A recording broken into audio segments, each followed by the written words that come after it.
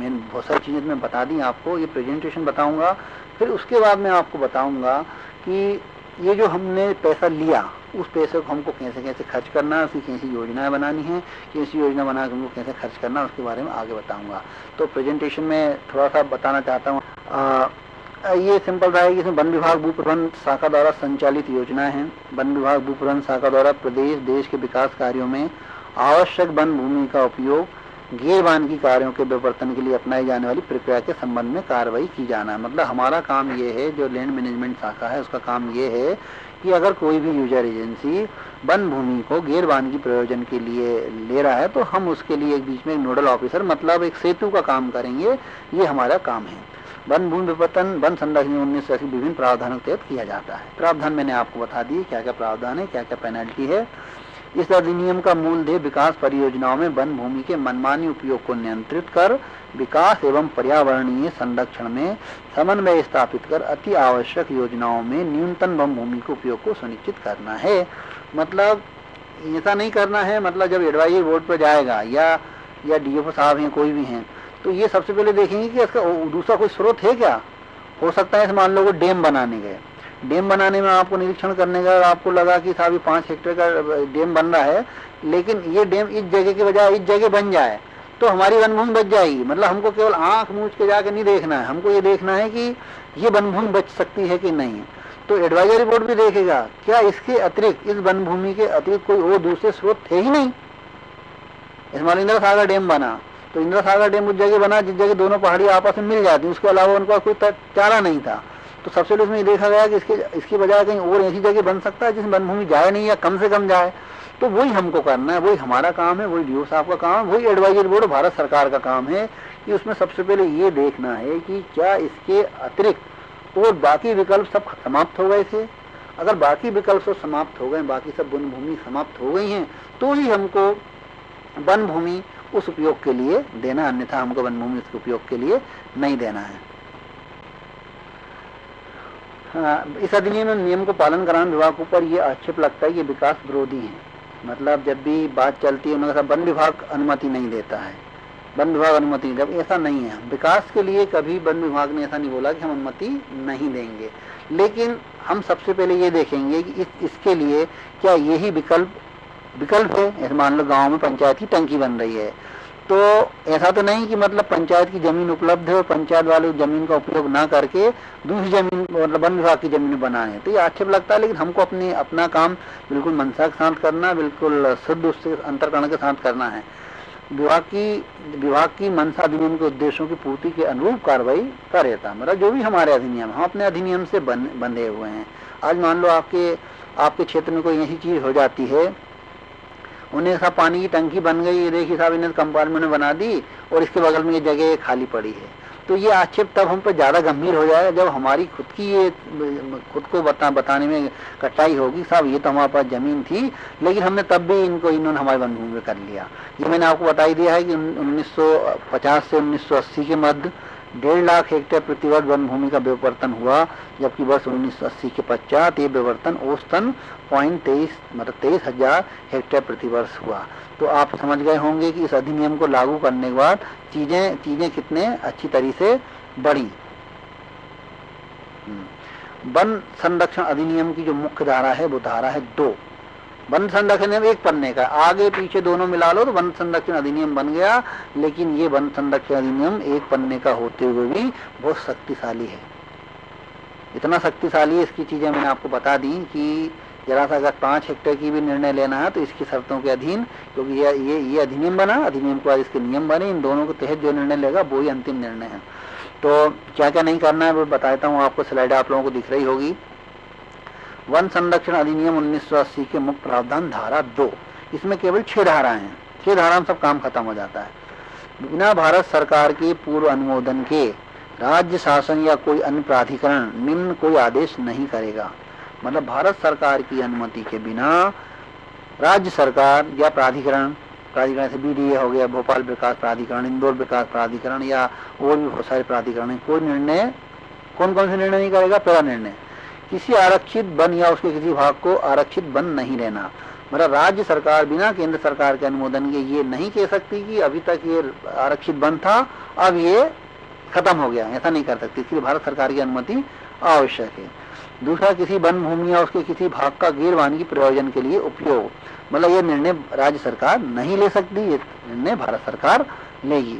कोई वन भूमि या उसका कोई भाग किसी निजी व्यक्ति, प्राधिकरण, सहकारी संस्था, अभिकर्ता या अन्य किसी संस्था को जो शासन की न हो तथा जिसका प्रबंधन शासन द्वारा न किया जा रहा हो अथवा जिस पर शासन का नियंत्रण न हो को पट्टे पर या अन्य रीति से दिया जा सकना। मतलब अगर किसी वन भूमि का किसी संस्था को, किसी प्राधिकरण को, किसी सरकारी संस्था को, किसी अभिकर्ता को पट्टा भी देना है तो भी बिना भारत सरकार के अनुमोदन के वो नहीं दिया सकता। राज्य सरकार चाहे कि हम ये पट्टा दे सकें तो पट्टा नहीं दिया जाएगा, ना कोई उसका अधिग्रहण करेगी, राज्य सरकार नहीं करेगी, है ना। आपको अगला है, किसी भी वन भूमि या उसके भाग को पुनः वनीकरण कार्य में उपयोग में लाने के लिए उसको प्राकृतिक रूप से उगे वृक्षों, झाड़ियों को साफ किए जाना। कुछ भी करना है आपको, ऐसे आपको मान लो कोई माइनिंग का आपका प्रपोजल आ गया, माइनिंग का प्रपोजल आया और प्रपोजल का सर्वे कर रहे हैं, तो सर्वे करने में अगर हमारे झाड़ जो हमारे वृक्ष हैं अगर वो प्रभावित नहीं हो रहे हैं तो हम उनको सर्वे की अनुमति देंगे। अगर हमारे वृक्ष प्रभावित हो रहे हैं, वृक्षों को काटना पड़ रहा है, डाली वाली छोड़ दी, डाली वाली काटना है उनको देखने के लिए, अगर डाली काटना पड़ रहा है तो वो कोई बात नहीं है, लेकिन अगर उनको किसी प्रयोजन के लिए क्लियर फेलिंग करनी पड़ रही है, जंगल को काटना पड़ रहा है, तो हम उस सर्वे की भी अनुमति नहीं देंगे। ना ही अनुमति राज्य सरकार दे सकती है, ना ही हम एज ए विभाग के रूप में अनुमति को दे सकते हैं। ये अनुमति केवल भारत सरकार से प्राप्त करनी पड़ेगी। ऐसे ही माइनिंग के लिए बोलना चाहिए, मान लो कोई मिनरल्स मिल रहे हैं, मतलब मिनरल्स मान लेते हैं, मिनरल्स मिल रहे हैं, जमीन के अंदर हैं, तो उसके लिए उनको होल करना पड़ते हैं जमीन में। तो जो रूल्स 2003-2004 के रूल्स में ये कहा गया है कि पर 100 स्क्वायर किलोमीटर, 100 स्क्वायर किलोमीटर मतलब 10 किलोमीटर बाई 10 किलोमीटर का अगर अपन एक क्षेत्र बनाएं, उस क्षेत्र में केवल 10 बोर होल केवल 4 इंची डायमीटर के ही बिना अनुमति के परमिट हैं। अगर उनको लगता है कि हमको 6 इंची का बोर होल करना है, 8 इंची का करना है या 10 इंची का करना है, या हमको 100 स्क्वायर किलोमीटर में 100 वर्ग किलोमीटर में 10 से ज़्यादा होल करने, तो भी भारत सरकार की अनुमति लगेगी। और सिंपल सा मान के चलो कि आप जहाँ भी वृक्ष कटते हैं, वृक्ष कटने की अनुमति चाहे विभाग भी काटे, हम लोग भी अगर जंगलों में कटाई करते हैं तो उसकी अनुमति भारत सरकार से लेना पड़ती है।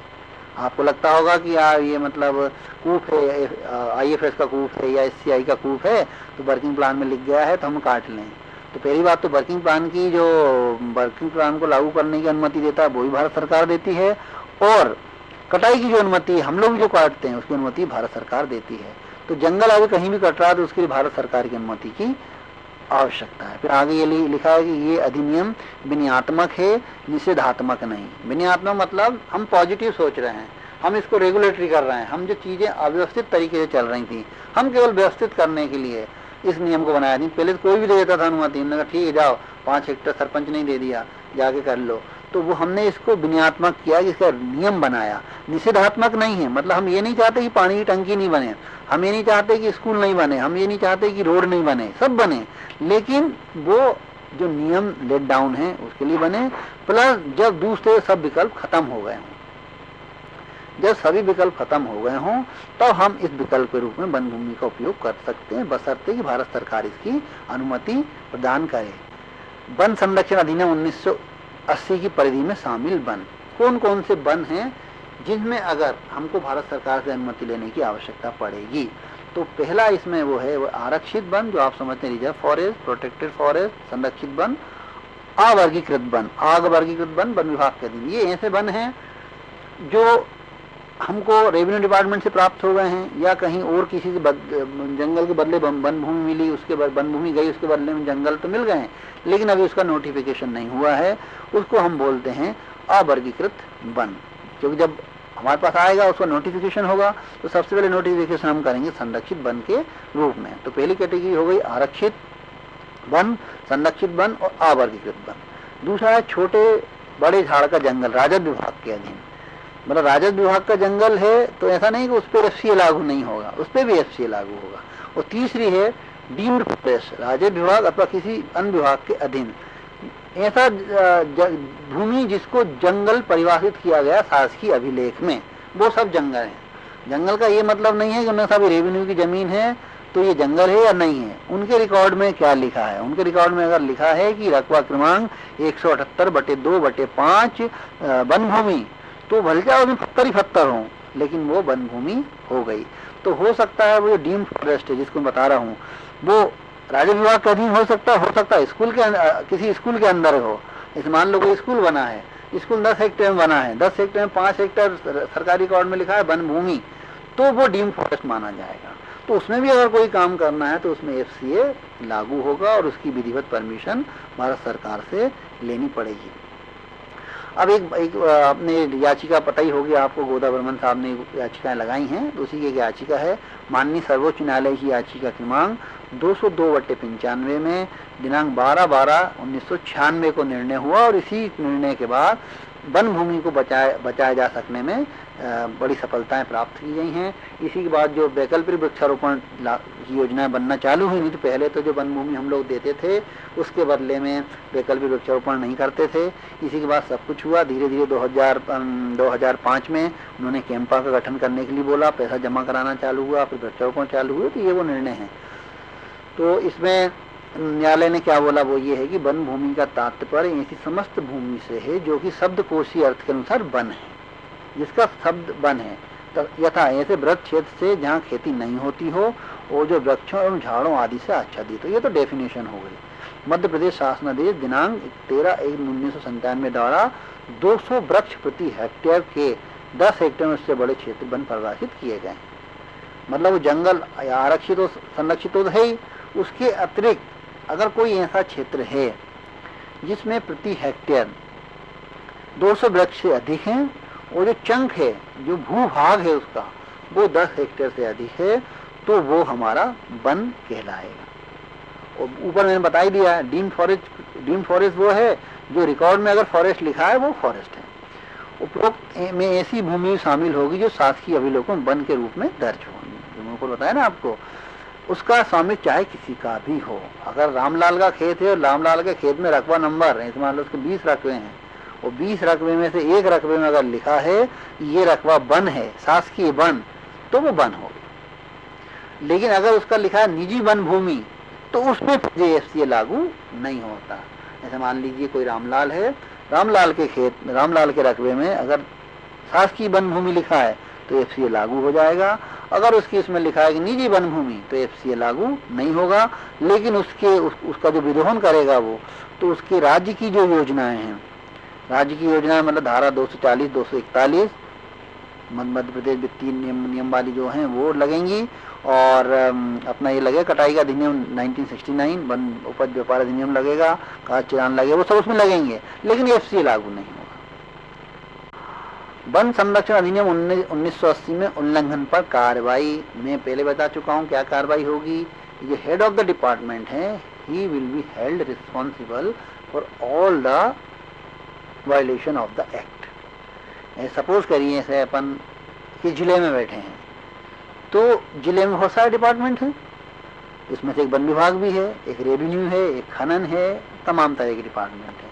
उसमें से अगर किसी डिपार्टमेंट में कहीं वायलेशन हुआ तो उसका जो हेड ऑफ द डिपार्टमेंट है जिले का, he is the responsible for that violation. Okay, तो धारा 3A के अनुसार वन क्षेत्र में बिना विधिवत स्वीकृति प्राप्त किए यदि कोई व्यक्ति या संस्था ऐसी कोई अनुमति के आदेश देता है जिससे वन संरक्षण अधिनियम का उल्लंघन हो, ऐसी स्थिति में उल्लंघन का दोषी पाए जाने पर 15 दिवस तक का साधारण कारावास का भागी होगा। मैंने पहले ही बता दिया है कि हम इस प्रोहिबिटरी नहीं है, हमको इस एक्ट को बहुत कठिन नहीं बनाया, इसलिए हमने अधिकतम सजा का प्रावधान इसमें केवल 15 दिवस का रखा है। धारा 3B के अनुसार अधिनियम के अंतर्गत उल्लंघन के लिए यदि किसी शासकीय विभाग प्रमुख अथवा अधीनस्थ किसी अधिकारी द्वारा ऐसा कोई आदेश दिया हो जिससे अधिनियम का उल्लंघन होता, तो उसके विरुद्ध उपरोक्तानुसार कार्रवाई की जा सकेगी।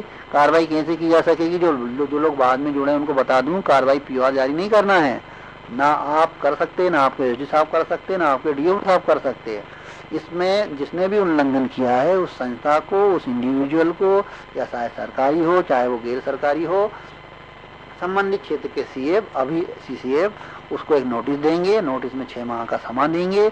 6 माह के समय में उससे पूछेंगे कि उसने ऐसा क्यों किया, वो बताएगा कि उसने ऐसा क्यों किया। अगर समाधानात्मक रखता है तो आगे कार्रवाई की जाएगी, समाधानात्मक नहीं है तो उसको विरुद्ध जिस न्यायालय से वो संबंधित है, जिस जिले के न्यायालय से वो संबंधित है, उस जिले के न्यायालय, कौन सा न्यायालय है, जेएमएफसी नहीं, उस जिले का जो हेडक्वार्टर का जो न्यायालय है, डीजे का जो न्यायालय है, उस न्यायालय में प्रकरण पंजीबद्ध किया जाएगा। मतलब एक याचिका लगाई जाएगी, सिंपल सा आप इसको बोल सकते हैं कि आपको याचिका लगाई जाएगी, साहब ये फला फला हमारे वन संरक्षण नियम का इस संस्था द्वारा उल्लंघन किया गया, इसको हमने नोटिस दिया, नोटिस देने के बाद इसका कोई जवाब नहीं है।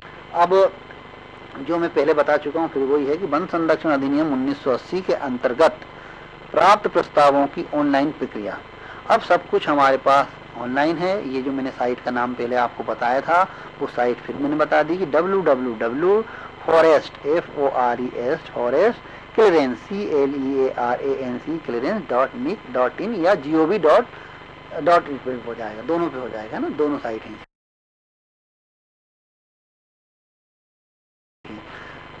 तो मैं बताया थे 2 फॉर्म हैं। फॉर्म ए है जो नए आवेदन करता है उनके लिए आवेदक संस्था ए में करेंगे, और जो रिन्यूअल कराना चाहेंगे वो बी में करेंगे। तो पहला है कि आवेदक द्वारा भाग 1 का ऑनलाइन पंजीकरण करेगा। हर उसमें 2 भाग हैं, भाग 1 और भाग 2। भाग 1 में केवल क्या है, भाग 1 है कि यूजर एजेंसी की जानकारी है, उसमें मेरे पास एक प्रिंट आउट। तो भाग ए में, भाग जो 1 है, फॉर्म ए का पार्ट 1 है।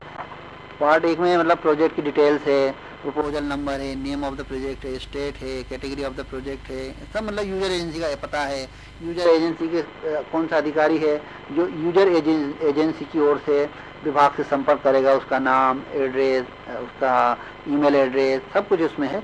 तो पार्ट 1 है। तो सबसे पहला काम क्या होगा, आवेदक द्वारा भाग 1 का ऑनलाइन पंजीकरण। वो भाग 1 एक पन्ने का एक भाग 1 है, इस भाग 1 को भर के भरना उसको ऑनलाइन है, ऑनलाइन भर के वो इस भाग 1 का पंजीकरण करा लेगा। फिर क्या करेगा वो, अपर प्रधान मुख्य वन संरक्षक भू प्रबंध, इसको नोडल अधिकारी है मध्य प्रदेश के लिए, तो इसको परीक्षण उपरांत परीक्षण कर लेंगे हम। जैसे हमारे पास आएगा हम इसका भाग 1 का परीक्षण कर लिया। अभी हमने भाग 2 की बात नहीं कर रहे, अभी हम केवल भाग 1 की बात कर रहे हैं। इस फॉर्म 1 के भी 2 भाग हैं, भाग 1 और भाग 2। तो अपर प्रधान मुख्य वन संरक्षक भू प्रबंध द्वारा परीक्षण कर लिया। परीक्षण के उपरांत जब तक इसमें कमी वैसी आती रहेगी हम इसको वापस करते रहेंगे। कमी आई वापस कर दिया, उनने पूर्ति करी हमारे पास आया, हमने फिर देखा वापस कर दिया। फिर उसके बाद क्या करेंगे, आवेदक संस्था को आवेदन की हार्ड प्रति मतलब उसकी कॉपी निकाल लेंगे। वो संबंधित वन मंडल एवं जिला कलेक्टर को जमा करने हेतु अनुमति प्रदान कर देंगे। जिला कलेक्टर को काय के लिए देंगे, जिला कलेक्टर को इसलिए देंगे कि जो वन भूमि जा रही है उसकी भूमि जो वन भूमि मिलेगी वो कलेक्टर साहब बताएंगे, साहब हमारे जिले में नहीं है तो हो सकता है विदिशा जिले की दूसरे कहीं मिल जाए। एक चीज मैं बताना चाहता हूँ कि जो हम वन भूमि डीओ साहब जब देखने जाएं, वन भूमि बदले जो वन भूमि मिल रही है, तो अभी रिसेंट में देखने में आ रहा है कि 0.3, 0.2, 0.4 हेक्टेयर के चंक ले लिए गए हैं। तो उसमें एक तो वैकल्पिक वृक्षारोपण की योजनाएं बहुत बड़ी बड़ी बनती हैं, आश्चर्यजनक तरीके से 62 लाख रुपए प्रति हेक्टेयर तक की योजनाएं मतलब संबंधित डीओ साहब लोगों ने भेजी हैं, जो बड़ा आपत्तिजनक है। तो पहली बात तो ये करें कि आप अगर ऐसा आपको क्षेत्र मिल रहे हैं तो चंक मिलें, हमारी कोई वो नहीं है, हम मना कर दें। डीओ को राइटिंग, कलेक्टर साहब को राइटिंग में दे देंगे, साहब ये भूमि जो आप हमारे को उपलब्ध करा रहे हो ये हमारे लिए उपयुक्त नहीं है। हम अनुपयुक्त जमीन लेके फिर बाद में हम लोगों का हेडेक बनाते हैं, क्योंकि वो जमीन हमको मिल जाती है, कलेक्टर साहब को कहने को हो जाता है कि साहब हमने तो जमीन दे दी है लेकिन हमारे लिए वो कोई काम की नहीं है। आप बताइए कि 62 लाख रुपए पर हेक्टेयर के हिसाब से जो जैसे खंडवा वाले साहब अगर कोई बैठे हों, तो खंडवा वन मंडल की योजनाएं जो आई हैं वो 35 लाख रुपए पर हेक्टेयर की आई हैं। वो उनकी गलती नहीं है, गलती उनकी केवल इतनी है कि उन्होंने जो क्षेत्र लिया वो 0.564 हेक्टेयर का ले लिया। जब 0.56 हेक्टेयर का आप एरिया ले लोगे, 20 लाख रुपए की आप योजना बनाओगे तो पर हेक्टेयर उसका कैलकुलेट करेंगे 32 लाख रुपए हेक्टेयर हो जाएगा। ऐसे मेरे को किसी का याद नहीं आ रहा है, 62 लाख रुपए प्रति हेक्टेयर है। तो ये योजना थोड़ा देख के बनाए। तो उसके लिए जरूरी है कि कलेक्टर साहब जो भूमि दे रहे हैं उस भूमि में हम उस भूमि का सिलेक्शन करें जो चंक में हो, कम से कम 5 हेक्टेयर से ज्यादा तो हो। 5 हेक्टेयर से कम से भूमि लेने से कोई औचित्य नहीं है, फिर वो केवल अपने रिसोर्स जो हैं उनको हम खराब कर रहे हैं, उनका कोई सदुपयोग नहीं हो रहा है। तो आवेदक संस्था का मैंने बताया कि एक प्रति कलेक्टर को देगा, वो कलेक्टर को इसलिए देगा क्योंकि उसको वन भूमि के बदले गैर वन भूमि कलेक्टर साहब डिसाइड करेंगे कि कौन सी वन भूमि दे रहा है। नहीं देंगे तो लिख के दे देंगे, दूसरे जिले में तलाशी जाएगी। अगर दूसरे जिलों में भी नहीं मिली, दूसरे जिलों में भी अगर नहीं मिली तो उसको फिर वो कम्युनिकेट होगा कि साहब ये वाली भूमि कहीं उपलब्ध नहीं है, लेकिन डिग्रेडेड फॉरेस्ट का है, तो उसको डबल के लिए आवेदक संस्था को डबल का उसको देना पड़ेगा। पीनल का मैंने बता ही दिया, पीनल अगर हो गया हमारा डांडिक हो 4 गुना 6 गुना जैसा भी एडवाइजरी बोर्ड डिसीजन लेगा और डिसीजन के हिसाब से वो करना पड़ेगा। अब जमा करने की हमने अनुमति दे दी, उसके बाद आवेदक संस्था जमा की गई हार्ड प्रति की पावती अपलोड कर नोडल अफसर को ऑनलाइन सूचित करेगा। अब हमको कैसे पता चलेगा कि भाई यूजर एजेंसी ने कलेक्टर और डीएफओ को वो हमने जो हार्ड कॉपी जमा करने को दी थी वो जमा की कि नहीं? तो वो उसकी जो पावती रहेगी, कलेक्टर साहब के ऑफिस की पावती और डीएफओ साहब के ऑफिस की जो पावती रहेगी उसको स्कैन करेगा, स्कैन करके अपलोड करेगा। अपलोड करके हम लोगों का रोज काम यही, हम सबसे पहले आगे यही देखते हैं कि क्या क्या नई गतिविधि हुई। तो हम लोग यहाँ आकर बैठ के देखेंगे कि नई गतिविधि क्या हुई है, तो हमको पता चल जाएगा कि नहीं साहब इसने हमको जमा कर दिया। डीओ साहब लोग बैठे तो उनसे मेरी ये गुजारिश है, ये जो उसका जो आएगा लेटर, इसको हम मान लेंगे कि आपके यहाँ से कार्रवाई हो गई है, तो हम आगे कार्रवाई इसमें चालू कर देंगे। अन्यथा यूजर एजेंसी ये आरोप लगा रहे हैं कि साहब और डीओ साहब लोग बहुत लंबे लंबे समय तक ये आवेदन अपने पास पेंडिंग रखते हैं। तो इसलिए जब ये हमको यूजर एजेंसी जब हमको ये हार्ड प्रति जमा कर देगी तब से हम मानेंगे कि आपका काम शुरू हो गया। तो आपको जल्दी से जल्दी इस काम को करके आगे इसको बढ़ाना है। हम लोग सूचना प्राप्त होने के बाद अब आता है पार्ट 2 का काम। इस फॉर्म ए के पार्ट 1 और पार्ट 2 है। पहला भाग भर दिया, पहला भाग भर के उसने डिवीजन में दे दिया, डिवीजन से उसने हमको चेक कराया, हमने उसको अनुमति दे दी जाके आप कलेक्टर ऑफिस और डीएफओ ऑफिस में जाके इसको जमा कर दो। उसने जमा करके रिसिप्ट ले ली, रिसिप्ट करके उसने हमको ऑनलाइन पावती भेज दी। अब हमने उससे बोला कि नोडल ऑफिसर संबंधित बा को आवेदन ऑनलाइन भाग 2 भरने हेतु प्रेषित करेगा। अब इसका भाग 1 का भाग 2 जो है हम किसको भेज देंगे? डीएफओ को। कब भेजेंगे? जब अगर वो 1 हेक्टेयर से कम का होगा। अगर आवेदक संस्थाएं से मान लो कोई स्कूल बनना है, स्कूल बनना है आधे हेक्टेयर में, तो आधे हेक्टेयर में हम इसको भारत सरकार और रीजनल ऑफिस नहीं भेजेंगे, हम भेजेंगे डीएफओ के पास। और अगर नक्सल प्रभावित क्षेत्र है, नक्सल प्रभावित क्षेत्र में अगर 5 हेक्टेयर तक की जमीन आवेदक संस्था मांग रही है तो उसको देने का अधिकार डीएफओ को है। और गैर नक्सल प्रभावित क्षेत्र जो है उसमें 1 हेक्टेयर तक की अनुमति देने का अधिकार डीएफओ को है। तो हम जो दूसरा भाग ऑनलाइन भाग 2 आएगा उसको हम कहाँ भेज देंगे? यदि आवेदक 1 हेक्टेयर भूमि पर व नक्सल प्रभावित जिले में 5 हेक्टेयर तक ऐसी स्थिति में बा को स्वीकृति जारी करने के लिए उन प्रकरणों में जिसमें वो सक्षम है। प्रकरण बहुत सिंपल है, जिसमें वो बना सकते हैं पानी की टंकी, ओवरहेड टैंक हो गया, पेयजल व्यवस्था की कोई चीज हो गई, अपनी टेलीफोन की लाइन हो गई, अपनी ये रोड हो गई आवागमन की शादी, इसके बाद टेलीफोन की लाइंस हो गई, ओवरहेड टैंक हो गया। इन यही 13 चीजें हैं। उन 13 चीजों के लिए इसमें 13 चीज लिखी होंगी। इन 13 चीजों को करने के लिए आगे बता देंगे, इन 13 चीजों को करने के लिए डीएफओ आपको इसमें वहां भेज देंगे। वन मंडल अधिकारी भाग 2 भरकर संबंधित मुख्य वन संरक्षक को ऑनलाइन प्रेषित करेगा। मुख्य वन संरक्षक अपनी सहमति या असहमति व्यक्त करेंगे, जो मैंने आपको पहले ही बताया। फिर मुख्य वन संरक्षक भाग 3, इसमें अलग अलग भाग हैं, देखेंगे अभी आप forestclearance.gov.in या forestclearance.nic. उस पर जाके आप इस फॉर्म को सब देख सकते हैं। मुख्य वन संरक्षक भाग 3 जो अनुशंसा संबंधित है भरकर नोडल ऑफिसर की ओर प्रेषित करेगा। मतलब वहां से सब कुछ भर के हमारे पास आ गया। जब आ गया ये तो अभी आगे बढ़ते हैं। नोडल ऑफिसर आवेदन का परीक्षण करेंगे, मतलब भोपाल स्तर पे नोडल ऑफिसर मध्य प्रदेश जो है एपीसीसीएफ लैंड मैनेजमेंट, वो इस नोडल ऑफिसर का वो मतलब इसका आवेदन का परीक्षण करेंगे। परीक्षण करके अनुशंसा सहित राज्य शासन को प्रेषित करेंगे। राज्य शासन प्रशासनिक अनुमोदन प्राप्त कर भारत सरकार के क्षेत्रीय कार्यालय को प्रेषित करेगा। अब राज्य शासन के पास चला गया, राज्य शासन को अगर कोई आपत्ति होगी तो वो हमको वापस भेज देगा। राज्य शासन में अंडर सेक्रेटरी से नीचे वाला कोई भी इसको नहीं करेगा, उसके ऊपर वाले इस निर्णय लेने के लिए सक्षम है। फिर क्षेत्रीय कार्यालय को प्रेषित कर दिया। क्षेत्रीय कार्यालय रीजनल कार्यालय है। भारत सरकार का क्षेत्रीय कार्यालय आवेदन का परीक्षण कर 40 हेक्टेयर तक के प्रस्ताव सैद्धांतिक अनुमति जारी करेगा तथा 40 हेक्टेयर से अधिक के प्रस्ताव की अनुशंसा कर भारत सरकार नई दिल्ली को प्रेषित करेगा। लेकिन इसमें एक राइडर ये है कि 5 हेक्टेयर तक की अनुमति तो खुद कर देंगे, माइनिंग की और अतिक्रमण की, और बाकी के लिए वो ऊपर भेज देंगे। फिर भारत सरकार 40 हेक्टेयर से अधिक के प्रस्ताव की सैद्धांतिक स्वीकृति जारी करेगा। सैद्धांतिक स्वीकृति मैंने पहले ही बता दिया, जैसे आपका प्रपोजल गया, उस प्रपोजल में आपने बोला कि साहब 5 हेक्टेयर के बदले 5 हेक्टेयर हम कर रहे हैं सीए, लेकिन वहाँ जो एडवाइजरी बोर्ड है उसको लगता है नहीं साहब इसके नीचे तो ये तो बहुत अच्छा जंगल था, इसमें जड़ी बूटियां थी, हमारी जड़ी बूटियां खराब हो जाएंगी, तो बोलेगा नहीं साहब 5 हेक्टेयर के बदले आपको 3 हेक्टेयर में औषधि वृक्षारोपण भी करना पड़ेगा। और वो ये बोलेगा नहीं साहब इसमें तो जो जंगल है इसका घनत्व बहुत ज्यादा है, इस घनत्व को मेंटेन करने के लिए सी अकेले से काम नहीं करना पड़ेगा, आपको अतिरिक्त वैकल्पिक वृक्षारोपण करना पड़ेगा 10 हेक्टेयर। तो ऐसी सब जो अनुमति देंगे भारत सरकार, उसमें ये लिखा रहेगा कि आपको इन शर्तों के अधीन सैद्धांतिक अनुमति प्रदान की जा रही है। फिर आगे आ गया, आवेदक संस्था द्वारा एनपीवी में वैकल्पिक वृक्षारोपण की राशि जमा करने तथा गैर वन भूमि उपलब्ध कराने को उपयुक्त कार्य करने की अनुमति नोडल अफसर द्वारा जारी की जाएगी।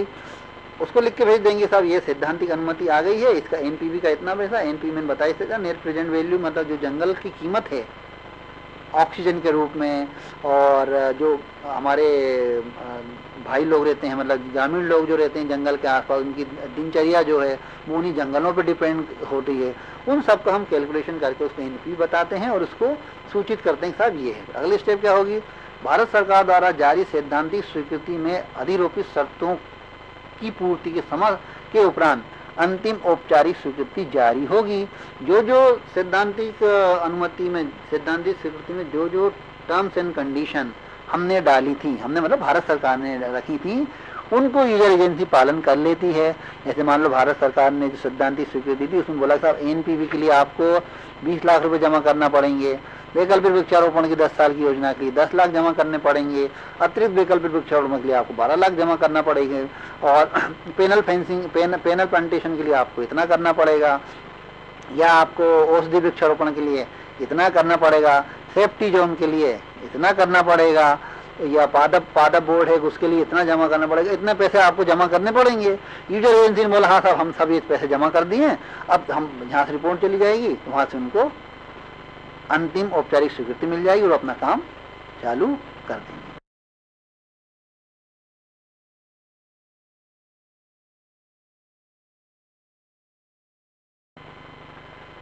अब जो मैं नेट प्रेजेंट वैल्यू आपसे बार बार बोल रहा था कि नेट प्रेजेंट वैल्यू है क्या, नेट प्रेजेंट वैल्यू की जो जंगल जैसा है, जो जंगल जैसा है वो जंगल की वैसी वैल्यू है। बहुत अच्छा, अगर मान लो 3 मीटर हाइट का जंगल है तो कम वैल्यू है, 15 मीटर हाइट का जंगल है तो उसकी ज़्यादा वैल्यू है, घनत्व अगर उसका जा रहा है तो उसकी ज़्यादा वैल्यू है, कम घनत्व है तो उसकी कम वैल्यू है।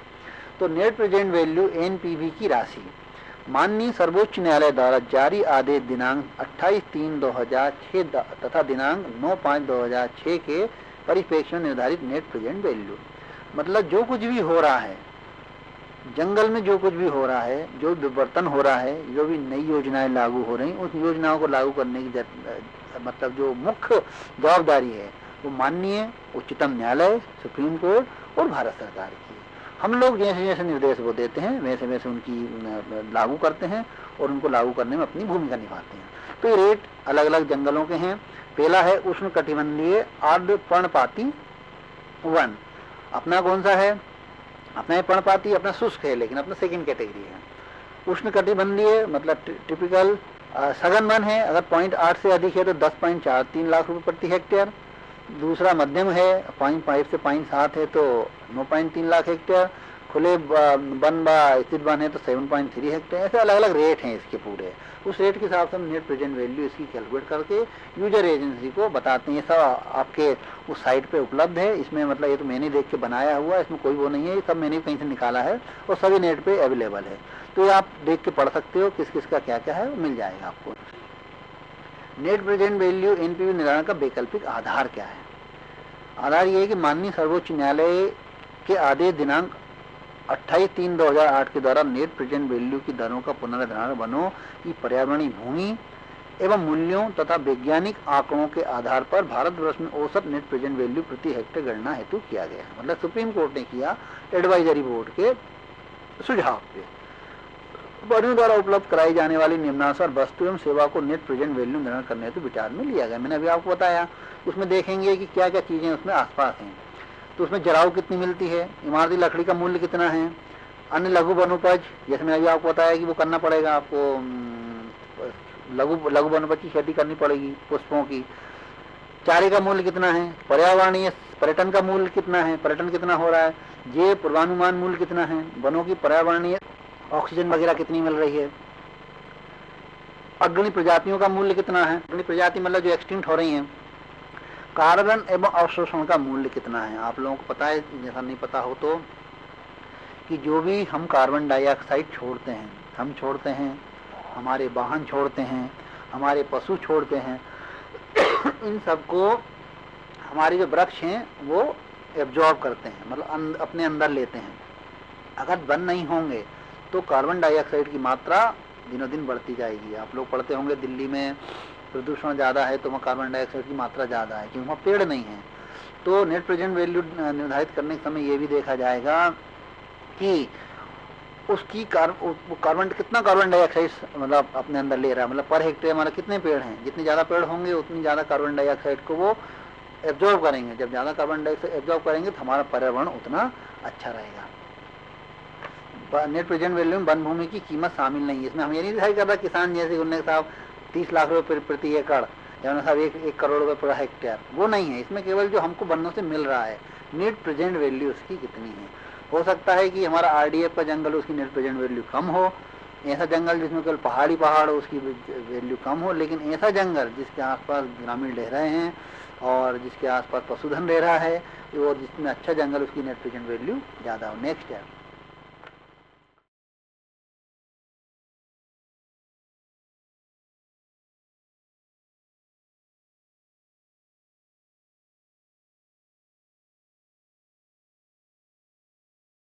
अब NPV से हमने छूट भी दी है, मतलब NPV हम कहाँ कहाँ नहीं लेंगे, केवल उन चीज़ों में नहीं लेंगे जो कि हमारे समाज के विकास के लिए अत्यधिक आवश्यक है।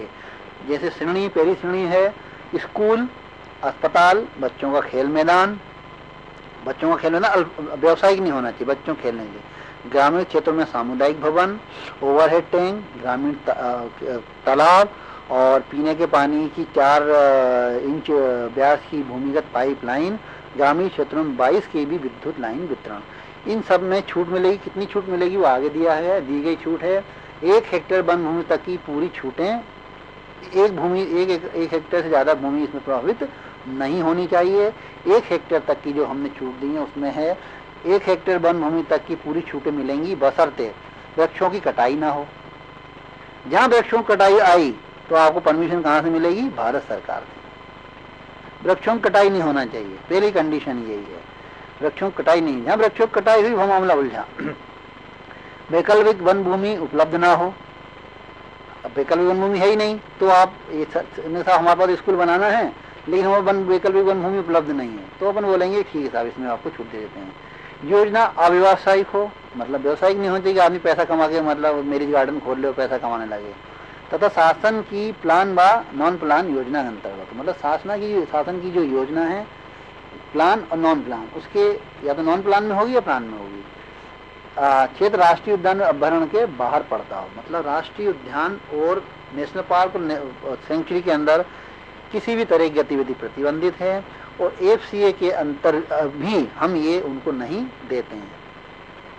आपने पढ़ा ही होगा कई बनने का राष्ट्रीय राजमार्गों का काम नहीं हो पा रहा, इसलिए नहीं हो पा रहा कि उनमें परमिशन मिलना बहुत कठिन काम है, प्राथमिक स्टेज पर उनको परमिशन नहीं मिल रही है। दूसरी श्रेणी है राष्ट्रीय उद्यान अभ्यारण्य क्षेत्र से वैकल्पिक वन भूमि पर ग्रामों का विस्थापन होता है, वन प्राणी उद्यान से, टाइगर रिजर्व से होता है। तो इसके लिए हमको जगह चाहिए रहती है, कहीं ये जगह हम दे रहे हैं उनको, मतलब उन ग्रामीणों को उठा के ला के दूसरी जगह हम बिठा रहे हैं, तो उस वन भूमि का हम दूसरे काम के लिए उपयोग कर रहे हैं, लेकिन उसके लिए हमको NPV देने की आवश्यकता नहीं है। दूसरा, वन क्षेत्रों में नदी के तल से बोल्डर्स व सिल्ट का संग्रहण, जो जंगलों के अंदर मान लो नाला नदी है तो उसमें से अगर आप सिल्ट निकाल रहे हैं, रेत निकाल रहे हैं, बोल्डर निकाल रहे हैं, तो किन किन कामों के लिए निकालेंगे तो NPV नहीं देना पड़ेगा। व्यवसाय निकालने से मान लो हम वो लगा दें, क्वेरी लगा दें उसमें तो लेना पड़ेगी भारत सरकार की अनुमति, NPV देना पड़ेगा। लेकिन हम कागली का क्षेत्र राष्ट्रीय उद्यान अभ्यारण्य के बाहर हो, मतलब छूट, हम NPV छूट दे दी इसमें, लेकिन कंडीशन क्या है कि नेशनल पार्क और national century wild life sanctuary में नहीं होना चाहिए। कोई भी उत्खनन लीज अनुमोदित स्वीकृत ना हो, ऐसा नहीं हो बगल में कोई कैरी चल रही तो अपन ने भी दे दी तब नहीं होगा। बोल्डर व सिल्ट संग्रहण विक्रय का कार्य विभागीय रूप से या शासकीय उपक्रम द्वारा या आर्थिक विकास समिति या संयुक्त समिति के द्वारा किया जाना हो, मतलब व्यवसायिक गतिविधि नहीं। मतलब अगर हम किसी सरकारी कार्य के लिए इन चीज़ों का उपयोग कर रहे हैं, सिल्ट निकाल रहे हैं, रेत निकाल रहे हैं और उसका व्यवसायिक उपयोग नहीं कर रहे हैं तो ये अनुमति मतलब एनपीवी का आवश्यकता नहीं होगी। नेक्स्ट, और कार्य वन संवर्धन व सुरक्षा के लिए आवश्यक हो। मैं से कई बार उन्होंने कहा वाइल्ड लाइफ के लिए पास बाय बनाना है, उनके निकलने का रास्ता बनाना है तो उसे सिल्ट निकालनी पड़ेगी नदी से, या जानवर जहाँ पानी पीने आता है बरसात में तो वहाँ गाद इकट्ठी हो जाती है, उस गाद को हमको अगर साफ करना है तो भी हम मतलब ये काम कर सकते हैं। विक्रय की राशि का उपयोग वन सुरक्षा और संवर्धन के लिए हो। जो भी राशि मिल रही है उस राशि का अगर हम विक्रय भी कर रहे हैं तो वो हम वाइल्ड लाइफ प्रोटेक्शन और कंजर्वेशन या वन प्राणी संरक्षण या वनों के संरक्षण के लिए उपयोग कर रहे हैं तो इसमें एनपीवी की छूट मिलेगी। फिर अगली कैटेगरी 11 नंबर की है underground optical fibre cable line डालना। टेलीफोन के लिए लाइन डलती है ना, गाँव में जाती है, उसके लिए छूट इसलिए दी है कि वो एक विकास का एक मुख्य वो है। मतलब जो हम पे आक्षेप लगता है कि हम विकास के विरोधी हैं, ऐसा नहीं है। अगर विकास के विरोधी होते तो हम इसमें एनपीवी की राशि लेते, लेकिन चूंकि समाज के विकास से संबंधित एक काम है, इसमें टेलीफोन लगेगा तो गांव वालों की आवश्यकताएं पूरी होंगी, इसलिए हम इसमें एनपीवी की राशि नहीं लेते हैं। पूरी छूट दी है बशर्ते कि पर्यावरण वन मंत्रालय की दिनांक 18/9/2000 के दिशा निर्देशों के अनुरूप हों। दिशा निर्देश के अनुरूप ये है, दिशा निर्देश ये है कि ये जो एग्जिस्टिंग रोड है जो गांव के जाने वाली सड़क है उस सड़क के किनारे से ही जाएगी ये लाइन। ऐसा नहीं बीच जंगल से जेसीबी डाल के भरो करके खोद देगा तब नहीं जाएगी, रोड के दोनों साइड से वो ले जा सकता है। फायरिंग रेंज बनाना हो तो उसके लिए छूट है, लेकिन कंडीशन वही वृक्षों की कटाई नहीं होनी चाहिए। भूमिगत उत्खनन करना हो, भूमिगत उत्खनन इस मान लो 10 हेक्टेयर में करना है तो भूमिगत जमीन के अंदर जाके कर रहा है वो, लेकिन एनपीवी ऊपर के पेड़ प्रभावित नहीं हो रहे। मैंने पहले बताया था आपको कि मान लो आप ऊपर से लगेगा कि 1 हेक्टेयर क्षेत्र में क्वेरी चल रही है, जो खदान है वो 1 हेक्टेयर चल रही है, लेकिन नीचे जाके हो सकता है वो 30 हेक्टेयर में फैल जाए, 40 हेक्टेयर में फैल जाए, 50 हेक्टेयर में फैल जाए। तो भूमिगत जो उत्खनन हो रहा है जितना 5 हेक्टेयर को छोड़ के नीचे जितना, उसका आधे का हम एनपीवी लेंगे, आधा उसको छोड़ देंगे, क्योंकि हमारे ऊपर का जंगल तो सलामत है, वो तो नीचे जाके खोद रहा है। ऊपर से पेड़ की जड़ कितनी जाएगी 10 मीटर 12 मीटर, लेकिन वो खनन तो करते नहीं जाके 120-140 मीटर तक नीचे जाके खोदते हैं वो तो उसमें हम केवल जो हमारा ऊपर एरिया प्रभावित हो रहा है उसका 50% तक का एनपीवी लेंगे। पवन ऊर्जा न्यूनतम एनपीवी की दर से संपूर्ण एरिया का 50%। हम अपने देश में पवन ऊर्जा आप देखते हैं विंड मिल लगी हैं वो चक्री उनका विकास करना चाहते हैं, इसलिए उनको विकास के लिए उनको जितनी जगह चाहिए होती है उस जगह के लिए जो एनपीवी की गणना होती है वो जो गणना में जो राशि आती है उसका हम केवल 50% राशि ही लेते हैं। अब वन संरक्षण अधिनियम 2003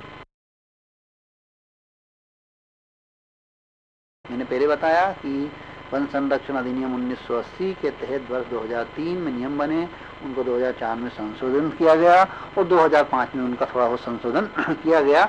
उसके हिसाब से वन भूमि विवर्तन के ऑनलाइन आवेदनों के निराकरण की समय दिशा, जो मैंने टाइम लिमिट बता रहा था कि साहब ये लिमिट है 40 हेक्टेयर तक, मतलब अलग प्रारंभिक परीक्षण द्वारा नोडल अधिकारी, मतलब हमारे पास अगर कोई भी नोडल एजेंसी का आवेदन आता है कितने भी हेक्टेयर के लिए हो, 1 हेक्टेयर के लिए हो, 2 हेक्टेयर के लिए, 50 हेक्टेयर के लिए, 1000 हेक्टेयर के लिए, हमको 10 दिन में उसको वापस करना है। बोला आपत्ति है तो भी 10 दिन के अंदर लेके उसको वापस करना है, आपत्ति नहीं भी है तो अगली स्टेज क्या है, उसको हार्ड कॉपी जमा करने के लिए सूचित करना है, वो भी हमको 10 दिन के अंदर करना है। नोडल अधिकारी के लिए 10 दिन का समय दिया है। वन मंडल अधिकारी को 40 हेक्टेयर से कम के लिए 30 दिन, 40 से 45 दिन और 100 हेक्टेयर से अधिक 80 दिन का इसमें समय दिया है। फिर कलेक्टर जो हैं जिले के उनको 30 दिन, 45 दिन और 80 दिन। मुख्य वन संरक्षक को 10 दिन, 30 दिन और 30 दिन। नोडल अधिकारी को मतलब आखिरी में आ जाएगा, एक बार फिर वहां पर वापस आएगा तो उसमें फिर हमको दिया 10 दिन 5 हेक्टेयर से कम के लिए, जिसमें हम डीओ की जो बात कर रहे हैं ना, डीओ साहब 10 दिन में अपना कर लें, तो हम सीधे डीओ साहब को भेज देंगे उसको। और 20 हेक्टेयर से कम के लिए 20 दिन, फिर 25 दिन और 30 दिन, और राज्य शासन इसको 30 दिन में। राज्य शासन हेतु समय सीमा केवल भारत सरकार उसके उपक्रम हेतु है। अनुसूचित जाति एवं अन्य परंपरागत वन निवासी वन अधिकारियों की मान्यता अधिनियम 2008 के अंतर्गत 1 हेक्टेयर से कम वन भूमि का विवर्तन, जो पट्टे इसी के तहत बटे, भारत सरकार ने अनुमति दी, उनकी सूची लगाई। उक्त अधिनियम की धारा 3(2) के तहत, मतलब कौन सा अधिनियम, ट्राइबल एक्ट जो आया 2006 का, उसकी ग्राम सभा की अनुशंसा पर पहली चीज कंडीशन है। दूसरी, प्रति हेक्टेयर 25 वृक्ष से नहीं काटे जाएंगे, 75 से कम होंगे। उक्त प्रकरणों में एनपीवी तथा सीए की राशि देय नहीं होगी। मतलब ये केवल इसमें भारत सरकार की अनुमति की आवश्यकता नहीं है, केवल किन के लिए, जो हमने पट्टे बांटे हैं, अधिकार पत्र जो बांटे हैं उनके लिए। और जन उपयोग प्रकरणों की सूची लगी इसमें, पाठशालाएं हो गई, चिकित्सालय अस्पताल हो गए, आंगनबाड़ी हो गए, उचित मूल्य की दुकान हो गई, विद्युत एवं दूरसंचार लाइन हो गई। जो 13 में अभी पहले बात बताई थी, 13 बताऊंगा, वही 13 है। विद्युत एवं दूरसंचार लाइनें हो गई, टंकियों और अन्य लघु जलाशय हो गए, पेयजल की आपूर्ति जल पाइप लाइनें हो गई, जल या वर्षा जल संचयन संरचनाएं हो गई, लघु सिंचाई नहरें हो गई, अपारंपरिक ऊर्जा स्रोत हो गए, कौशल उन्नयन के काम हो गए, व्यवसायिक प्रशिक्षण केंद्र हो गया, सड़कें हो गई, सामुदायिक केंद्र हो गए। इन 13 के लिए किसी भी तरह की स्वीकृति लेना, मतलब आवेदन देंगे और डीओ साहब इसके लिए आपको 1 हेक्टेयर से कम है चूंकि, तो आपको अनुमति दे देंगे। नेक्स्ट, अब अलग अलग 4 तरह की जो चीजें हैं जिनके लिए हम वन भूमि विवर्तन करते हैं, तो उसमें है पहला सिंचाई, दूसरा आता है विद्युत योजनाएं, तीसरा आता है अपना विद्युत हो गया, तीसरा विविध हो गया, और एक डैम टाइप की चीजें आती हैं। तो पहला इसमें सिंचाई प्रकरणों वन भूमि विवर्तन। तो इसमें है कि पहला है मद कारोबार भूमि की आवश्यकता का स्पष्ट, मतलब हमको क्या क्या उनसे प्राप्त करना पड़ेगा, तो उसकी जरा मैं बता रहा हूँ। मद कारोबार भूमि की आवश्यकता का स्पष्ट उल्लेख करना पड़ेगा। FRL2 स्तर पर वृक्षों की संख्या की जानकारी। एक चीज और बताना भूल गया, इसको देख के मेरे को याद आया कि जब हम ये प्रपोजल डीओ साहब के पास भेजेंगे, तो डीओ साहब को जो फॉर्म ए का पार्ट 2 है, वो फॉर्म ए के पार्ट 2 में वृक्षों की जानकारी भरनी पड़ेगी कि उसमें कितने वृक्ष प्रभावित, योजनाओं में कितने वृक्ष प्रभावित हो रहे हैं, उनकी सूची लगेगी। जैसे टेक्टेना ग्राइंडेस, उसकी छाती गोलाई इतनी, ये पूरी लिस्ट बनेगी, ऑनलाइन उसका सबमिशन होगा, तो उसकी बनानी पड़ेगी। तो यहाँ एक चीज मेरे को इसलिए याद आएगी, इसमें लिखा FRL4 और FRL2। मैं बता देता हूँ क्या होता है। ये सिंचाई योजना है, सिंचाई योजना वाली मतलब डैम बनेगा, तालाब बनेगा या बहुत बड़ा बांध बनेगा। तो FRL मतलब F मतलब फुल, R मतलब रिजर्वायर, L मतलब लेवल, फुल रिजर्वायर लेवल, मतलब जितना डैम बनेगा। सिंचाई वाले बता देंगे साहब ये तो बनना चाहिए 245 तक या 240 तक, जितना बोले वो उतने तक की भूमि इसमें डूबने आएगी। तो FRL4 का मतलब है कि फुल रिजर्वायर लेवल से 4 मीटर कम। तो 4 मीटर कम तक के वृक्षों की गणना आपको करानी पड़ेगी। वो पट्टे जो भी मतलब यूजर एजेंसी रहेगी, वो FRL और FRL2 और FRL4 के वृक्षों की आपको पट्टा डाल देगी। उस पट्टे डाल के आपको FRL की गणना करनी है, FRL-2, FRL-4 के वृक्षों की जानकारी आपको बनानी पड़ेगी। क्योंकि जब डैम बनता है तो डैम सबसे पहले पूरा नहीं भरता, डैम सबसे पहले कितना भरता है, FRL-4 भरता है। अलग अलग कंडीशन में FRL4 भरेगा, क्योंकि वो देखते हैं मालूम पड़ा पहली बार पानी भर दिया पूरा और टूट गया तो दिक्कत आएगी। तो सबसे पहले हम जो पेड़ काटेंगे वो कितने काटने की अनुमति देंगे, FRL4 की। जब वो 1-2 साल FRL4 भरा रहता है फिर उनको लगता नहीं था अच्छा डैम बना है, अब ये FRL2 हो सकता है, तो फिर उसकी 2 मीटर हाइट और बढ़ाते हैं। वो जैसे आपने पढ़ा होगा सरदार सरोवर की डैम की ऊंचाई बढ़ा दी, इंदिरा सागर की 245 से 252 कर दी, अब 262 कर दी, तो यही FRL है वो। फिर FRL मतलब फुल रिजर्वायर लेवल। तो जैसे जैसे वो अपनी बढ़ाएंगे हम वैसे वैसे उनको वृक्षों को काटने की अनुमति प्रदान करेंगे।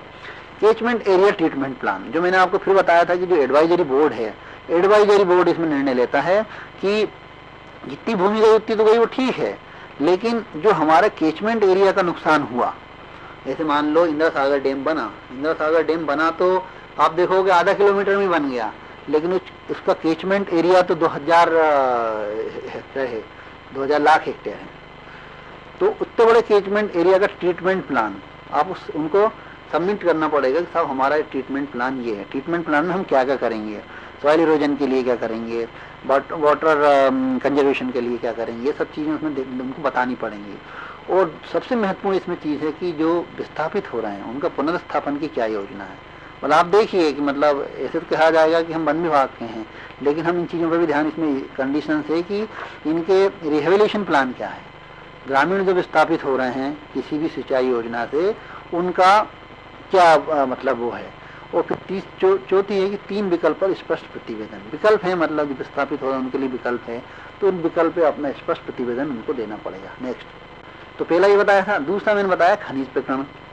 खनिज प्रकरण के लिए बाकी सब आपको मिल जाएगा, नट सेल में आपको बता रहा हूँ कि अनुमोदित माइनिंग प्लान उपलब्ध होना। माइनिंग डिपार्टमेंट एक प्लान बनाता है, माइनिंग डिपार्टमेंट ही बताता है साहब इसके नीचे मैग्नीज हो सकता है, इस जगह के नीचे बॉक्साइट हो सकता है, इस जगह के नीचे ये हो सकता है। तो सबसे पहले वो सर्वे करते हैं।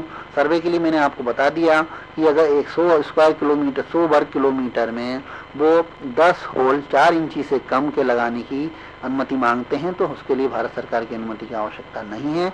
लेकिन अगर इससे अधिक अगर उनको होल करना है, इससे अधिक डायमीटर में उनको होल करना है, तो भारत सरकार की अनुमति उसमें लेना आवश्यक होगी, वो प्रपोजल उनको देना पड़ेगा। लेकिन वो जनरली इसमें कर लेते हैं। माइनिंग संस्थान के प्रदेश व अन्य खदानों की प्रदेश में अन्य खदानों की जानकारी लेनी पड़ेगी। ऐसा नहीं हो कि 2 खदानें 2-2 किलोमीटर के पास में आ जाएं, तो उसमें हमको ये पता करना पड़ेगा कि एक खदान से दूसरे खदान की मिनिमम दूरी प्लान में कितनी उल्लेखित है, उससे कम नहीं होना चाहिए। नवीनीकरण प्रकरण में 1.5 लाख 1:50,000 स्केल के मानचित्र वन खंड में अनुपलब्ध खदान, मतलब हमको बताना पड़ेगा कि 1:50,000 का जो स्केल है हमारा, उसमें खदानें कहाँ कहाँ हैं। राज्य क्षेत्र में खनिज अनुपलब्धता प्रमाण पर पहली कंडीशन जो मांगी जाएगी हर उसमें, वो ये मांगी जाएगी क्या इसके बिना काम नहीं चल सकता था। उन्होंने कहा नहीं साहब ये तो रेवेन्यू क्षेत्र में भी निकाल सकते हैं हम, तो बोलेगा नहीं भाई पहले रेवेन्यू क्षेत्र का निकालो। जब वहाँ का सब निकल जाए, जब वहाँ पे आपके सब कुछ एग्जॉस्ट हो जाए, खत्म हो जाए, तब हम जंगल की ओर मतलब अपने जंगल की ओर ध्यान केंद्रित करेंगे। सबसे पहले हमको ये देखना है कि बाकी जगह तो नहीं है चीजें, यहाँ पानी की टंकी बनानी है, तो पानी की टंकी बनाने की जब बाकी जगह रेवेन्यू एरिया में गांव में जब जगह नहीं मिलेगी तब हम जंगल की जमीन देंगे। यदि खदान के लिए भी जब उनका था बॉक्साइट निकलेगा लेकिन रेवेन्यू एरिया में नहीं निकल रहा, वो तो जंगल में निकल रहा है जब ऐसी कंडीशन होगी तब हम अपनी जमीन देने के लिए लेंगे। इसके लिए हम खनिज विभाग से अनुपलब्धता प्रमाण पत्र लेंगे, तो और कहीं ये नहीं है।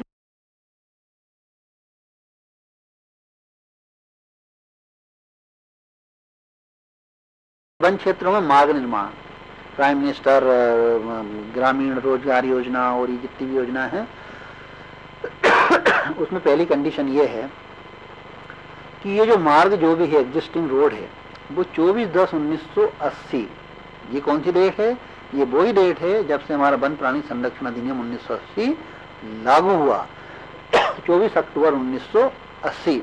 तो 24 अक्टूबर 1980 के पूर्व विद्यमान मार्ग चौड़ाई में उन्नयन की अनुमति उपलब्ध करानी पड़ेगी। फिर उपलब्ध चौड़ाई का 50-50 मीटर संयुक्त निरीक्षण ये होगा, 1.5 किलोमीटर की रोड है तो जिस जगह से रोड चालू हो रही है उससे 50-50 मीटर पे हम उसमें पेड़ों की गिनती करेंगे, पेड़ों की चौड़ाई देखेंगे। हर 50 मीटर में एग्जिस्टिंग जो रोड है कहीं 3 मीटर होगी, कहीं 4 मीटर होगी, कहीं 3.5 मीटर को सब लिखेंगे। उपलब्ध चौड़ाई में सीमेंट कंक्रीट से उन्नयन करना पड़ेगा। हमारी मंशा ये है कि जंगल के क्षेत्र से आपने देखा होगा प्रधानमंत्री सड़क योजना में जो भी जंगल से रोड जाती है इसमें कंक्रीट की रोड मिलती है। उसका कारण ये है कि जो डामर है, डामर से हमारे वन क्षेत्र को नुकसान पहुंचता है, वन प्राणी को नुकसान पहुंचता है। इसलिए हमारी शर्त ये रहती है कि वन क्षेत्र में जो भी सड़कों का उन्नयन कार्य हो वो सीमेंट कंक्रीट से उन्नयन हो, जिससे हमारे मतलब हमारा पर्यावरण का संतुलन बढ़िया रहे और वो लंबे समय तक जाए। उपलब्ध चौड़ाई हेतु निर्मित डीपीआर का परीक्षण, फिर हम उसका डीपीआर का देखेंगे। डीपीआर में कहीं ऐसा नहीं रोड तो बना रहे 4 मीटर का, लेकिन उसकी जो आजू बाजू जो बनाते हैं वो बना रहे 7-7 मीटर का, तो ये हमको देखना पड़ेगा। नेक्स्ट,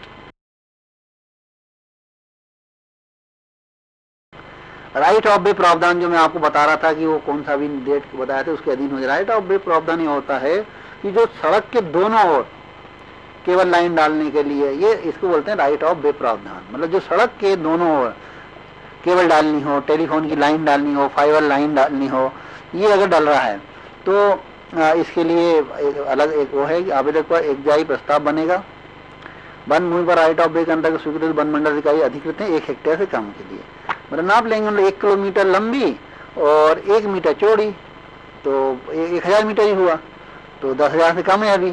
तुम्हारा 10 किलोमीटर तक की लंबी अनुमति डीओ साहब दे सकते हैं, तो 1 मीटर ही खोदेगा ज्यादा से ज्यादा, ठीक है।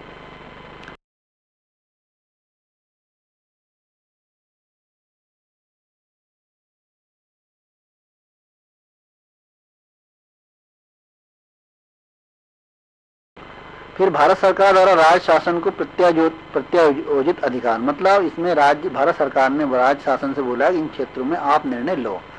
पहला, 1 हेक्टेयर से कम वन भूमि का विवर्तन समस्त अधिकार मंडलाधिकारी को दे दिए गए, बशर्ते कि पेड़ की कटाई नहीं होना चाहिए।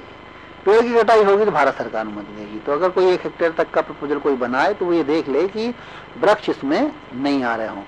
और दूसरी कंडीशन इसमें है कि अगर वृक्ष आ रहे हों तो भारत सरकार को तो जाएगा, लेकिन अगर 1 हेक्टेयर से कम है तो हम उसमें सीए का उसको नहीं बोलेंगे कि आप वैकल्पिक वृक्षारोपण का नहीं बोलेंगे कि आप इसमें वैकल्पिक वृक्षारोपण करो, वो नहीं बोलेंगे। LWE प्रभावित जिलों में, मतलब LWE नेक्स्ट स्लाइड, प्रभावित जिलों में 5 हेक्टेयर तक बालाघाट, अपने मध्य प्रदेश के बालाघाट, अनूपपुर, टिंडोरी, मंडला, सिवनी, शहडोल, सीधी, सिंगरौली, उमरिया, छिंदवाड़ा, इन जिलों में 5 हेक्टेयर तक के प्रपोजल संबंधित डीओ ले सकते हैं। राइट ऑफ वे के तहत भूमिगत पेयजल, विद्युत पाइपलाइन तथा OFC लाइन के भी भारत सरकार ने राज्य सरकार को निर्णय लेने के लिए दे दिया। राज्य सरकार में 2 कैटेगरी हैं निर्णय लेने के लिए, एक तो DFO और दूसरा हमारा रीजनल ऑफिस। रीजनल ऑफिस लेगा 5 हेक्टेयर तक के और DFO साहब लेंगे 1 हेक्टेयर तक के। वन क्षेत्रों से गुजर रहे मार्गों का उन्नयन, मार्ग का उन्नयन के अधिकार दे दी, लेकिन मार्ग वो ही रहेगा जो एग्जिस्टिंग है। नेक्स्ट, 1 हेक्टेयर से कम वन भूमि हेतु राज्य शासन को प्रत्यायोजित अधिकार, मतलब जो DFO को दिए। भारत सरकार के पत्र क्रमांक 31/5/2014 से शासकीय विभागों के 1 हेक्टेयर से कम वन भूमि के निम्न जन उपयोगी कार्यों के लिए वन संरक्षण अधिनियम 1980 की धारा 2 के अंतर्गत राज्य शासन को अनुमति देने हेतु अधिकृत किया गया। इसमें कौन कौन से काम है? स्कूल, हॉस्पिटल, विद्युत एवं संचार लाइन, पीने के पानी की व्यवस्था, रेन वाटर हार्वेस्टिंग स्ट्रक्चर, छोटी सिंचाई नहर, गैर पारंपरिक ऊर्जा स्रोत, उन्नयन, व्यवसायिक प्रशिक्षण केंद्र, विद्युत सब स्टेशन, पहुंच मार्ग निर्माण, चौड़ीकरण, सीमा सड़क संगठन के मार्ग का उन्नयन, संचार post, police station, outpost, watch tower आदि। ठीक, नेक्स्ट।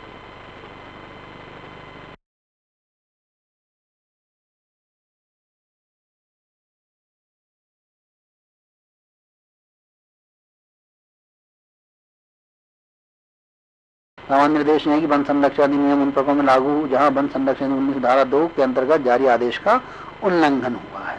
40 हेक्टेयर वन में विवर्तन तक वन अधिकारी एवं अधिक हेतु में वन संरक्षण द्वारा निरीक्षण आवश्यक। मतलब एक जो DO साहब लोगों के लिए है कि 40 हेक्टेयर वन भूमि विवर्तन तक का वन मंडलाधिकारी निरीक्षण करेंगे और 40 हेक्टेयर से अधिक है तो CCF साहब उसका निरीक्षण करेंगे। लाभ लागत गणना 20 हेक्टेयर से अधिक प्रकरणों में आवश्यक। 20 हेक्टेयर से अधिक प्रकरण है तो लाभ और उसकी लागत की गणना का आपको बताना पड़ेगा। लीनियर प्रोजेक्ट्स, मतलब जो रोड किनारे वृक्षारोपण होगा वो लीनियर प्रोजेक्ट्स होगा। लीनियर प्रोजेक्ट्स एवं सामान्य जन सुविधा के कार्य छोड़कर आम सभा का प्रस्ताव आवश्यक। जो अपनी पंचायत की आम सभा होती है उसका प्रस्ताव इसमें लगेगा। 10 हेक्टेयर से अधिक क्षेत्र में प्रणों की गणना, कार्य योजना, सैंपलिंग आधार। अगर क्षेत्र छोटा है तो आपको तो मैन्युअली एक एक करना है, 1 2 पट्टे भी डालना है, नंबर भी लिखना है। लेकिन 10 हेक्टेयर से अगर आपका ज्यादा क्षेत्र है तो जो ग्रिड सर्वे हम लोग करते हैं, 200 मीटर पे आड़ी खड़ी लाइन डाल लेंगे, उस पर जहाँ कटान बिंदु आएगा उस पे जो 10x10 का जो अपन डालते हैं ग्रिड, उस ग्रिड के आधार पर पेड़ों की संख्या की अनुमानित संख्या निकाली जाएगी, उसके आधार पर प्रोजेक्ट बनेगी। फिर प्रोजेक्ट की प्रशासकीय स्वीकृति आधार पर क्षेत्रफल मान किया जाकर प्रस्ताव प्रस्तुतिकरण, फिर आप उसको बताएंगे, प्रस्ताव बनेगा, योजना बनेगी। खनिज लीज के समाप्ति से 1 वर्ष पूर्व नवीनीकरण हेतु प्रस्तुति आवश्यक। तो ऐसा नहीं होगा कि वो बाद में दे, तो लीज बंद खत्म हो जाएगी तो 1 वर्ष पहले उसको देनी पड़ेगी। सिद्धांत, बिना पूर्व स्वीकृति बिना प्रोजेक्ट के राज्य क्षेत्र में कार्य प्रारंभ नहीं किए जाएंगे। कई बार क्या होता है, ऐसे मान लो कोई ऐसा प्रोजेक्ट है जिसका आधा भाग रेवेन्यू में आ रहा है और आधा भाग फॉरेस्ट में आ रहा है। यूजर एजेंसी क्या कर दिया, इसमें तो अनुमति लेना नहीं, तो हमने काम चालू कर दिया। ऐसा अगर होता है तो भी यह फॉरेस्ट कंजर्वेशन एक्ट 1980 के प्रावधानों का उल्लंघन माना जाएगा और कार्रवाई की जाएगी। एक प्रोजेक्ट है या तो अलग अलग प्रोजेक्ट है, एक इधर हो एक उधर हो, अगर दोनों प्रोजेक्ट आधा इधर है और दोनों साथ में है, प्रोजेक्ट जब तक चालू नहीं होगा अस्वीकृत कर दिया जाएगा। मतलब जो सैद्धांतिक स्वीकृति में उन्होंने किया, इसका पैसा जमा करो, इसका पैसा जमा करो, ये करो वो करो, अगर वो सब नहीं हुआ तो 5 साल तक भी नहीं किया तो खत्म हो जाएगा। वन क्षेत्र में आने वाले प्रस्तावित काटे जाने वृक्ष की संख्या आवश्यक है। डीओ साहब को मैंने बता दिया कि उसमें जो फॉर्म ए है उसका पार्ट बी है, उसमें आपको वृक्षों की संख्या की जानकारी गतवाइज देनी है। पंजीकरण प्रोसेसिंग में विधोन राशि राजस्व मद में जमा होगी। डीओ साहब सीधे इसको जमा करेंगे। कोई भी पेमेंट धनादेश से डीओ साहब नहीं लेना है। कोई, एक बार फिर रिपीट कर रहा हूँ, कोई भी पेमेंट धनादेश से नहीं लेना है। सभी payment user agency online transaction करेगी। आपको अगर अपने वृक्षों की राशि विदोहन का भी पैसा अगर वन मंडल में खाते में लेना है तो भी वो ऑनलाइन आएगा और इसकी जानकारी देना पड़ेगी आपको कितना पैसा कलेक्ट हुआ है।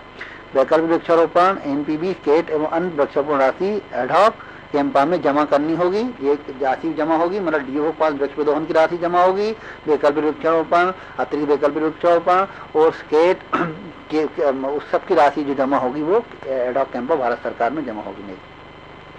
तो ये वन संरक्षण अधिनियम 1980 के अंतर्गत वन भूमि विवर्तन के प्रस्तावों अभिलेखों की आवश्यक चेक लिस्ट है। मैं पढ़ देता हूँ एक बार। आवेदक संस्था यूजर एजेंसी में क्या क्या लगेगा। आवेदक विभाग का नाम पहला फॉर्म 1 में भरना है, वो आप देख लेंगे। सबसे बड़ी बात है कि आप इसमें जो हम लोगों की साइट है, हम लोग मतलब भारत सरकार की साइट है forestclearance.gov.in या .nic.in पे भी करके कर लें आप। उसमें आपको खुद ही समझ में जाएगा। आप अपना जिला खोल लेना, उसमें आपके जिले में जितनी योजना है वो सब योजना आएगी और उसको कम से कम डीओ साहब या एसडी साहब लोग जो भी बैठे हैं अगर वो खोल के देखें, कुछ रेंज अफसर भी खोल सकते हैं तो वो भी खोल के देखें। इस साइट पर जाके वो अपने प्रदेश की देख सकते हैं कि स्टेज 1 की कितनी अनुमति मिल चुकी है, स्टेज 2 में कितनी अनुमति हो गई है, बाकी सबका वो अध्ययन कर सकते हैं।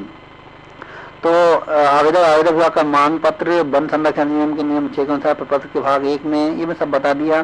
जिस कार्य की वन भूमि की मांग है उस कार्य से सैद्धांतिक प्रशासनिक स्वीकृति, प्रस्ताव बाबत संक्षिप्त टीप, राजस्व वन भूमि प्रभावित नहीं होने का तहसीलदार कलेक्टर का प्रमाण पत्र देगा। प्रमाण पत्र राजस्व भूमि है ही नहीं तो जब राजस्व भूमि नहीं रहेगी तो हम डबल डिग्रेडेड फॉरेस्ट मतलब बिगड़े वन में डबल जमीन लेंगे। फिर आवेदक वन का मानचित्र 1:50,000 स्केल पर बड़े प्रकरणों अथवा ऐसे लीनियर प्रकरणों में जो 1 से अधिक मानचित्र में आते हैं वे एक बड़े प्रकरण हो तो 2.5 लाख पे भी दे सकते हैं। नेक्स्ट, और फिर यह है कि आवेदित वन क्षेत्र का सन्निधि में स्टॉक मैप, और अगर ज़्यादा वृक्ष कटने हो, जैसे मान लो बहुत बड़ा कोई डैम बनना हो तो उसके लिए वर्किंग प्लान बनेगा, उसका मतलब मैनेजमेंट प्लान बोलेंगे उसको। तो उसके बारे में लिखा है कि पटवारी मानचित्र लगेगा, ये लगेगा वो लगेगा। वन मंडल का प्रमाण पत्र एवं दूरी दर्शाने वाला मानचित्र की कितनी दूरी है, न्यूनतम वन क्षेत्र उपयोग प्रमाण पत्र, मतलब हर उसमें यूजर एजेंसी प्लस डीओ साहब को देना पड़ेगा कि जो वन क्षेत्र जा रहा है वो न्यूनतम है, इससे कम में इस योजना का काम नहीं हो सकता। न्यूनतम वन क्षेत्र प्रभावित होने के संबंध में तुलनात्मक दृष्टि से न्यूनतम 3 ऐसे वैकल्पिक परीक्षणों का उपयुक्त स्केल के नक्शे पर दर्शाती उनकी परीक्षणात्मक टीम, मतलब आपको बाकी स्केल नक्शे पे बताना पड़ेगा साहब ये नहीं लेंगे तो ये लेना पड़ेगा, तो ये इससे ज्यादा, ये नहीं लेंगे तो ये लेना पड़ेगा, ये इससे ज्यादा है। ये चेकलिस्ट लगी है, वही चल रही है, आगे चल रही है। अधिनियम के अंतर्गत क्लियरेंस प्रमाण पत्र है, लागत लाभ विश्लेषण है, मुख्य सचिव का प्रमाण पत्र है, क्षतिपूर्ति वनीकरण हेतु संपूर्ण राज्य में गैर वन उपलब्ध न होने के संबंध में मुख्य सचिव दे देंगे साहब हमारे पास तो क्षतिपूर्ति संपूर्ण राज्य में कहीं है ही नहीं, फिर जब नहीं होगी तो वो हमको वो मिलेगी। तो कैचमेंट एरिया ट्रीटमेंट प्लान मध्यम वृहद सिंचाई परियोजनाओं के लिए, वृहद खनिज प्रकरणों में IBM द्वारा अनुमोदित खनन योजना, रिक्लेमेशन प्लान में अतिरिक्त देय राशि का वचन पत्र, व्यवस्थापन प्लान, गांव वाले जो हटाएंगे, आवधिक क्षेत्र में ऐतिहासिक पुरातत्व धरोहर न होने का प्रमाण पत्र, अगर कोई धरोहर आती है जो ऐतिहासिक हो, पुरातत्व महत्व की हो तो हम उसको भारत सरकार अनुमति नहीं देगी।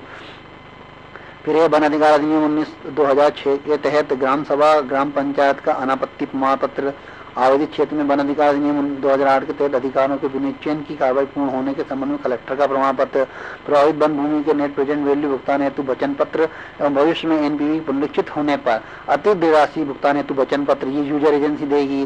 प्रतिपूरक वनीकरण राशि भुगतान करने का वचन पत्र, यदि आवेदित क्षेत्र में पूर्ण सर्वेक्षण अध्ययन किया गया हो तो उसका प्रतिवेदन बढ़ाओ। फिर यह है कि वन संरक्षण अंतर्गत वन विवर्तन प्रस्ताव में अभिलेखों की आवश्यक चेक लिस्ट, तो ये तो मैं इसके अतिरिक्त मैं 2 चीज़ और बोलना चाहूँगा। अगर डीओ साहब एसडीओ साहब लोग 2 चीज़ आपको जरूर करनी है कि एक जो मैंने अभी अपने उसमें बताई कि ये जो आप बनाते हैं, प्रोजेक्ट बनाते हैं वैकल्पिक वृक्षारोपण की खासकर, तो उसमें जब बड़े स्तर पे जाती है तो उसमें बड़ी विसंगति ये आती है कि प्रोजेक्ट की कॉस्ट आ रही है 62 लाख रुपए प्रति हेक्टेयर। तो हम लोग जब जाते हैं शासन में, जब शासन में चीफ सेक्रेटरी महोदय के साथ हम लोगों की बैठक होती है, तो एक बड़ा हास्यास्पद स्थिति बनती है। साहब बाकी दीगर डिपार्टमेंट 4 लाख रुपए हेक्टेयर में कर रहे हैं, हम लोग 62 लाख रुपए प्रति हेक्टेयर में जा रहे हैं। तो ठीक है, यूजर एजेंसी पैसा दे रही है, वहाँ तक तो बात अलग है, लेकिन हमारी जो प्रोजेक्ट हो वो साइट स्पेसिफिक हो। साइट स्पेसिफिक में हमको 2-3 काम नहीं करना है। पहली बात तो ये है कि हमको छोटे छोटे एरिया नहीं लेना है, 0.5 का, 0.4 का, मतलब 5 हेक्टेयर से कम क्षेत्र कर लेना हम बंद कर दें। और दूसरा जो हम प्रोजेक्ट बनाए उसमें सिंचाई की जो व्यवस्था रखते हैं उसमें हम सतही जल उपयोग करने की व्यवस्था रखें, ग्राउंड वाटर नहीं लें। और योजना को ये मान के चलें कि मुख्य सचिव महोदय द्वारा जो निर्देश दिए गए हैं उसके तहत 4 लाख रुपए प्रति हेक्टेयर से अधिक की योजना ना हो। तो उसके लिए जरूरी है कि जब आप 1 हेक्टेयर छोटे क्षेत्र ले लेंगे, 4 हेक्टेयर में 10 साल का काम तो हो ही नहीं सकता। ये जो 4 लाख रुपए हेक्टेयर बता रहा हूँ मैं 10 साल की योजना का बता रहा हूँ। तो जब आप बड़े क्षेत्र लेंगे, सपोज करो कि आपने 40 हेक्टेयर का क्षेत्र लिया, तो 40 × 4 1 करोड़ 60 लाख। 1 करोड़ 60 लाख में तो आप 10 साल काम कर सकते हैं, लेकिन अगर 1 हेक्टेयर में 4 लाख रुपए में 10 साल काम नहीं कर सकते। तो इस साल की सभी योजनाएं वैकल्पिक वृक्षारोपण की रुक गई। केवल 10 पूरी योजनाएं जिनका क्षेत्र 10 हेक्टेयर, जिनका लागत 4 लाख रुपए प्रति हेक्टेयर से कम थी वो ही हो पाई है। इसलिए मेरा आपसे अनुरोध है कि एक तो छोटे क्षेत्र ना लें, 5 हेक्टेयर छोटा क्षेत्र बिल्कुल ना लें। क्षेत्र का चयन ऐसा करें जिसमें वैकल्पिक वृक्षारोपण हो सके, क्योंकि सुप्रीम कोर्ट की गाइडलाइन के हिसाब से वैकल्पिक वृक्षारोपण में 75% तक का सर्वाइवल देना है योजना अवधि के बाद, मतलब 10 साल के बाद 75% पौधे स्वस्थ अवस्था में 75% होने चाहिए। आने वाले समय में जब भी अगर लैंड मैनेजमेंट से संबंधित कोई होगी तो अपने प्रश्न जो भी हो उसमें आप पूछ सकते हैं। ठीक है, नमस्कार, थैंक यू।